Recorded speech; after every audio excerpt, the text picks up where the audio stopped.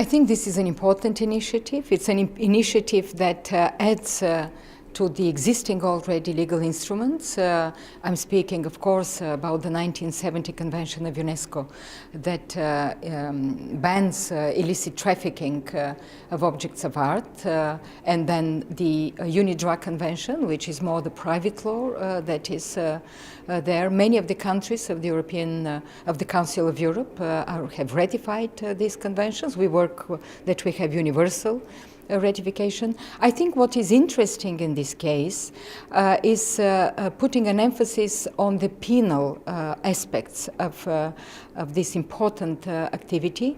We know that Council of Europe is legally really the legal space of European law, and with so many important conventions. So we have accompanied this work from the very beginning, apart from having close cooperation.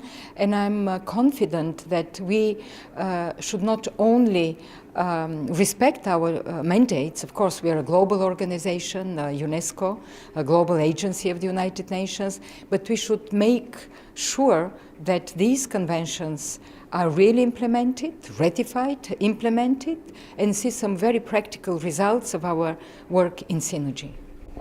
The willful destruction of artifacts in places such as Palmyra in Syria and Mosul in Iraq is only part of the cultural destruction story, isn't it?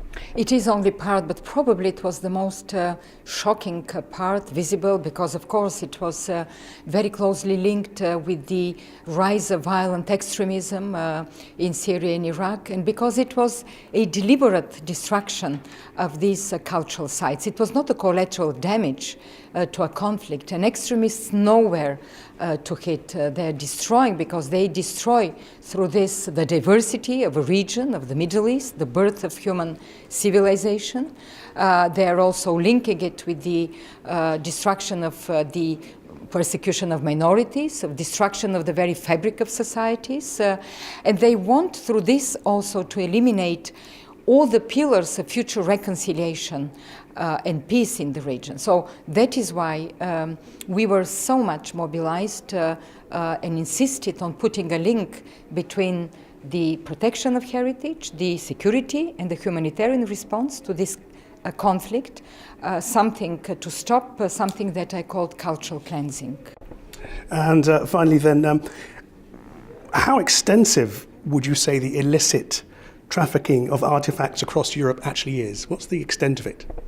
Well, it's difficult to give figures. You may read very, very many different figures, but what we know for sure is that this is part and parcel of all these criminal activities of illicit trafficking of drugs, of arms, of human beings, and it has taken, I would say, a industrial proportion. We have seen in many parts in Syria, Iraq, and also in other conflict, that when there is conflict, there is this illegal trade.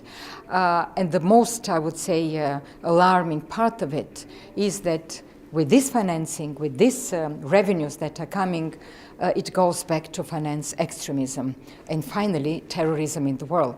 And this is where the resolution 2199 and another 2253 of the Security Council was so important, to include the destruction of heritage and the requirement to stop the ban on the illicit trafficking as part and parcel of the effort of the world, the Security Council and United Nations, to stop the financing of extremism. I said finally, but finally, what are your hopes for the safeguarding of culture, including cultural artifacts in the long term?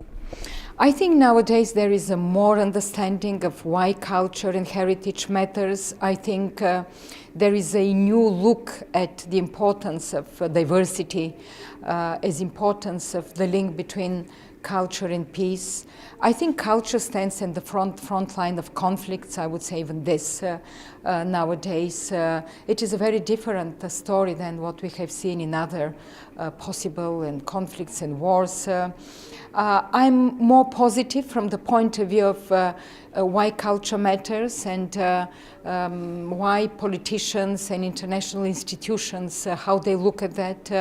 The Council of Europe taking this initiative is extremely important. This will give an additional impetus and mobilize also member states around it.